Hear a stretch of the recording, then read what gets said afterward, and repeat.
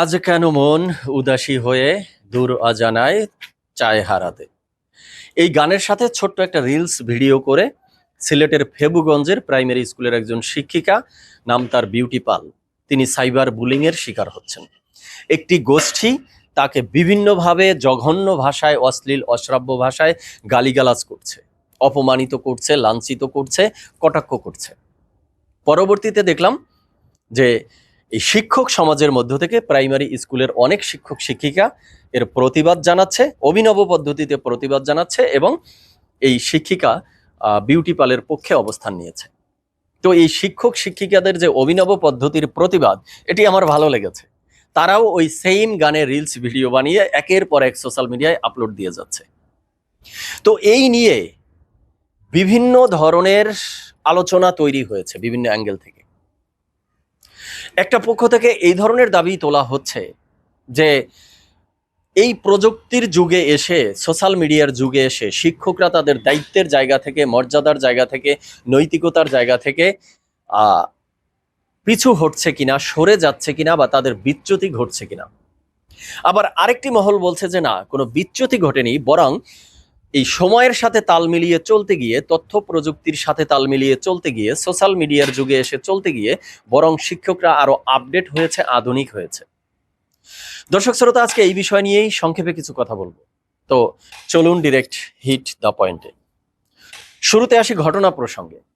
এই যে বিউটি পাল, যতটুকু স্টাডি করে জানলাম পেপার পত্রিকায়, তিনি শাহজালাল বিজ্ঞান প্রযুক্তি বিশ্ববিদ্যালয়ের ইংলিশ বিভাগের শিক্ষার্থী ছিলেন। পরবর্তীতে সিলেটের ফেবুগঞ্জের একটি প্রাইমারি স্কুলের প্রধান শিক্ষিকা তিনি কর্মজীবনে। তিনি 2026 সালে সিলেট জেলার যে শ্রেষ্ঠ টিচার, সেই টিচার নির্বাচিত হয়েছেন এবং পুরস্কৃতও হয়েছেন।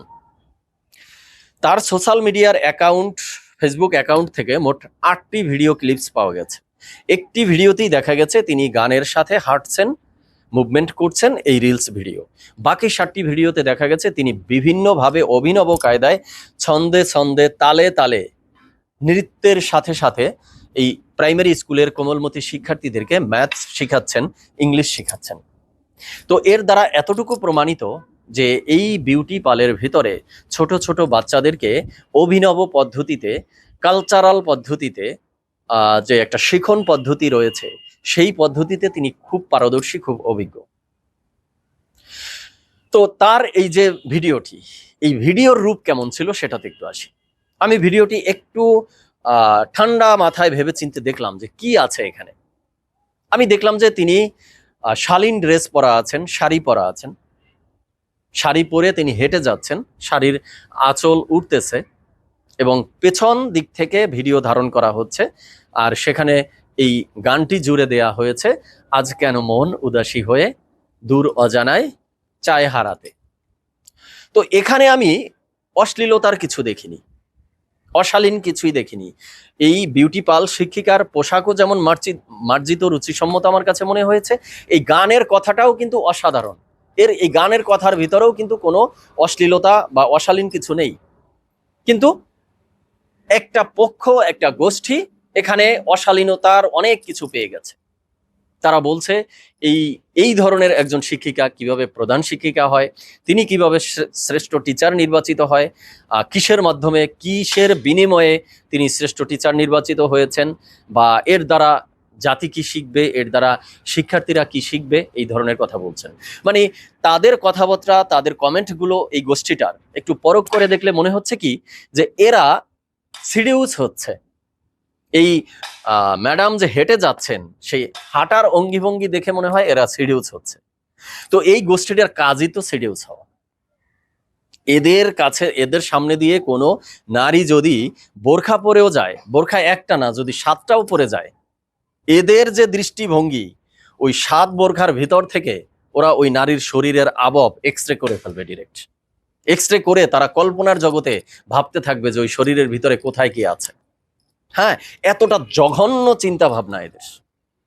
এই গোষ্ঠীটা কারা সেটাও আমরা জানি। 24-এর 5 অগস্টের পরে এই গোষ্ঠীটা হায়েনার মতো দাঁত কেলিয়ে হো হো করে ডাকছে। বিভিন্ন জায়গায় আমরা দেখেছি নারীদের পোশাক নিয়ে কথা বলছে, নারীদের পোশাক নিয়ে তারা অপমানিত লাঞ্ছিত করছে নারীদেরকে এক কথায় তারা গৃহবন্দী করে রাখতে চাচ্ছে। কর্মক্ষেত্রে নারী আসুক সেটা তারা চায় না, নারীরা উচ্চশিক্ষিত হোক সেটা ঠিকঠাক মতো তারা চায় না। তো তারা যে সিডিউস হচ্ছে, সেই দোষ কি নারীদের না তাদের?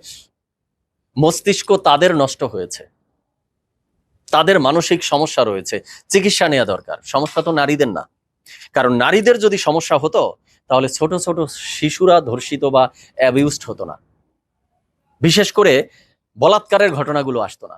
কারণ বলাৎকার তো করা হচ্ছে পুরুষ ছেলেদের, ছোট ছোট ছেলেদের।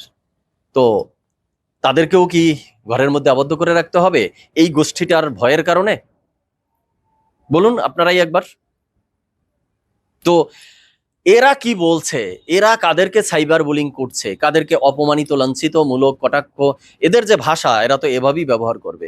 তো সেই কারণে একটা সমাজ থমকে যাবে, সেই কারণে একটা সমাজের নারীরা থমকে যাবে, সামনে এগুতে পারবে না, মানে এটা তো অ্যাটলিস্ট হতে পারে না। কারণ এই গোষ্ঠীদেরকে আমরা বারবার কি দেখেছি, যে এরা প্রকাশ্যে এসে বিভিন্ন ধরনের নীতি নৈতিকতার বয়ান দিবে, ওয়াজ মাহফিল করবে, নৈতিকতা শেখাবে। আর এদের ব্যক্তি জীবন যখনই প্রকাশ্যে সামনে আসে তখন দেখা যায় যে এসএসসি পরীক্ষা দিয়েছে, রেজাল্ট হয়নি, এমন একটা মেয়েকেও জোর সুপারিশ করতে গিয়ে নিজের পার্সোনাল রুমে নিয়ে যায়। এরা বিভিন্ন ধরনের নীতি নৈতিকতা শেখায়, আবার এদের হাতেই বলাৎকারের ঘটনাগুলো ঘটে। তো এদেরকে চিন্তা করলে মানে সমাজের ক্ষতি ছাড়া কোনো লাভ হবে বলে আমার মনে হয় না। যাই হোক, এদের ব্যাপারে আর আলোচনা না বাড়াই, বরং আমি চলে আসি এই ঘটনা প্রসঙ্গে, রিলসের ঘটনা প্রসঙ্গে। এই রিলসের ব্যাপারে এই শিক্ষিকা বিউটি পাল বলেছেন যে শিক্ষকরা যদি সংকীর্ণ মনা হয়ে থাকে তাহলে কারিকুলাম আপডেট করে লাভটা কি? কথাটা কিন্তু অনেক গুরুত্ব বহন করে। যে আমরা বারবার বলি আমাদের দেশের শিক্ষা কারিকুলাম ভালো না, আমাদের কারিকুলাম আরো ডেভেলপড করতে হবে, ডেভেলপড কান্ট্রিগুলো থেকে দেখতে হবে তাদের শিক্ষা কারিকুলাম কেমন। তো কারিকুলাম না হয় আমরা আপডেট করলাম, তো যারা শেখাবে সেই শিক্ষকদেরকে তো আপডেট করতে হবে। তো শিক্ষকদেরকে যদি সংকীর্ণ করে রাখি আমরা, শিক্ষকদেরকে যদি রিজার্ভ করে রাখি আমরা, শিক্ষকদেরকে যদি একটা নির্দিষ্ট গণ্ডির মধ্যে আটকে রাখি আমরা, তাহলে কারিকুলাম আপডেট করে লাভটা কি? এই জায়গায় আমার নিজের একটা বাস্তব অভিজ্ঞতা আছে, একদম সংক্ষেপে আপনাদেরকে একটু বলি। আমিও এক শিক্ষক পরিবারের সন্তান। ছোটবেলা থেকে যতদূর আমার মনে আছে তখন থেকেই আমি দেখেছি যে আমি শিক্ষক পরিবারের সন্তান, শিক্ষকের ছেলে, তাই আমি এটা করতে পারবো না, আমি ওটা করতে পারবো না। আমার 8-10টা বন্ধু বান্ধব, আমার ক্লাস ফ্রেন্ডরা যা করতে পারবে, অন্যায় না, ক্ষতিকর কিছু না, কিন্তু তারা করতে পারলো সেটা আমি করতে পারবো না। তাহলে আমাকে শুনতে হবে শিক্ষকের ছেলে এটি কেন করছে, শিক্ষকের ছেলের চুলের কাটিং এমন কেন হবে, শিক্ষকের ছেলে এমন শার্ট কেন পরবে, শিক্ষকের ছেলে এমন প্যান্ট কেমন পরবে, শিক্ষকের ছেলে এভাবে হাঁটা চলা কেন করবে, শিক্ষকের ছেলে কেন এসে দোকানে বসে থাকবে। হাজারো প্রশ্নের গণ্ডির ভিতর থেকে আমাকে বড় হতে হয়েছে, এবং সেই সময় আমার মনে হয়েছে যে আমার উপরে এক ধরনের অত্যাচার এবং নির্যাতন চলছে সোসাইটি থেকে। আমি এটা উপলব্ধি করেছি, আমি ট্রমাটাইজড হয়েছে এক কথায়। এবং তখন থেকে আমি ডিসিশন নিয়েছিলাম যে আমার কর্মজীবনে আমি আর যাই করি না করি, আমি শিক্ষক প্রফেশনে আসব না। শিক্ষক প্রফেশন সম্মানের, মর্যাদার, অনেক দায়িত্বের, জাতি গড়ার পেছনে তাদের অনেক দায়িত্ব আছে মানি, বাট আমি ওই জায়গাটায় যেতে পারবো না, কারণ আমার লাইফটাকে আমি রিজার্ভ করে রাখতে পারবো না, একটা গণ্ডির মধ্যে রাখতে পারবো না। তাই আমি আমার অনার্স মাস্টার্স শেষ করে যখন এই জব কম্পিটিশনে এসেছি, আমি কোনো শিক্ষকতা প্রফেশনের জবের এক্সাম দেইনি। সেটি এনটিআরসি এর বলেন, প্রাইমারি স্কুলের বলেন, ইভেন যে কয়টা বিসিএস পরীক্ষায় আমি বসেছি, আমার যতদূর স্মরণ আছে আমি কোনো বিসিএস পরীক্ষায় শিক্ষকতা প্রফেশনে টিক দেইনি যে আমি এটাই যাব না। আর যদি কোনো সময় দিয়েও থাকি সেটা একদম শেষের দিকে দিয়ে রেখেছি। তো আমি এটার বাস্তব মানে ভুক্তভোগী, সেই জায়গা থেকে আমি বলছি। আর এই যে শিক্ষিকা বিউটি পাল, তিনি আরেকটি কথা বলেছেন যে আমরা শিক্ষক, তাই আমাদের কি কোনো একটা ব্যক্তিগত জীবন থাকতে পারে না? আমাদের ব্যক্তিগত ভালো লাগা খারাপ লাগা থাকতে পারবে না? হ্যাঁ, অবশ্যই থাকা উচিত। কারণ শিক্ষকরা যদি প্রফুল্ল না থাকে, শিক্ষকদের মধ্যে যদি চাঞ্চল্যতা না থাকে, আনন্দ না থাকে, তাহলে তারা শিক্ষার্থীদেরকে, কোমলমতি শিক্ষার্থীদেরকে কি শেখাবেন? তারা কি রোবটের মতো সকালবেলা ক্লাসে যাবেন আর গড় গড় করে পাঠ্যসূচিতে যা আছে পড়িয়ে মুখস্থ করিয়ে বাসায় আসবেন, এর মধ্যেই শিক্ষা? কোমলমতি শিক্ষার্থীদেরকে নৈতিকতা শিক্ষা শেখানো বলেন, মানসিকতা শেখানো বলেন, পাঠ্য বইয়ের পড়া শেখানো বলেন, এক্সট্রা কারিকুলাম অ্যাক্টিভিটিস বলেন, এগুলো শেখানোর ক্ষেত্রে শিক্ষকদের স্বতঃস্ফূর্ততা তো অন্যতম গুরুত্বপূর্ণ একটি বিষয়। শিক্ষকরা স্বতঃস্ফূর্ত থাকবে, চাঞ্চল্য থাকবে, আনন্দিত থাকবে, তাহলেই তো তারা মানে মনের ভেতর থেকে মন উজাড় করে শিক্ষার্থীদেরকে শেখাতে পারবে। কিন্তু সেই জায়গায় আমাদের সমাজ ব্যবস্থা বা এই যে একটা গোষ্ঠী যারা যত্রতত্র সিডিউস হয়, যাকে তাকে নীতি নৈতিকতা শেখায়, আবার নিজেদের ব্যক্তি জীবনে দেখা যায় যে ওই নীতি নৈতিকতার লেশমাত্র অবশিষ্ট নেই, মানে তাদের কারণে শিক্ষক সমাজটা আমার কাছে মনে হচ্ছে যে একটা দেয়ালবদ্ধ হয়ে আছে। তাদেরকে বিভিন্ন ধরনের রুলস রেগুলেশন দিয়ে দেওয়া হয়েছে, এই এই এই করতে পারবে, এর বাহিরে যাওয়া যাবে না। তো এই শৃঙ্খলাটা মনে হয় ভাঙা প্রয়োজন, ভেঙে শিক্ষকদের আধুনিক হওয়া প্রয়োজন, আপডেট হওয়া প্রয়োজন। তো এই যে বিভিন্ন শিক্ষক শিক্ষিকারা যে বিউটি পার্লারের পক্ষে সমর্থন দিয়ে এই সেম গানে রিলস বানাচ্ছে, আমি এটাকে পজিটিভলি দেখছি এবং আমার কাছে মনে হচ্ছে যে সময়ের সাথে তাল মিলিয়ে শিক্ষকরা এই যে তাদেরকে একটা গণ্ডির ভিতরে আবদ্ধ করে রাখা হচ্ছে, রিজার্ভ করে রাখা হচ্ছে, সেখান থেকে নিজেদেরকে ভেঙে বেরিয়ে আসতে উদ্বুদ্ধ হচ্ছে। এটা একটা ভালো লক্ষণ বলে আমি মনে করি। তবে হ্যাঁ, এখানে ছোট্ট কিছু জায়গায় আমার দ্বিমত রয়েছে।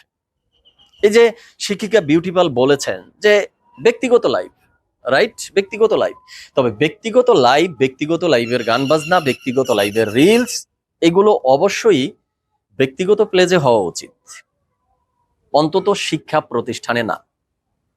এই ক্ষেত্রে বিউটি পাল বলছেন যে তার এই ভিডিও রিলস তৈরি করার দ্বারা পাঠদানে কোনো মানে ব্যাঘাত ঘটেনি, ক্লাস বন্ধের পরে তিনি এটি করেছেন, কিন্তু তারপরেও আমি মনে করি যে এটা উচিত না। কারণ কি?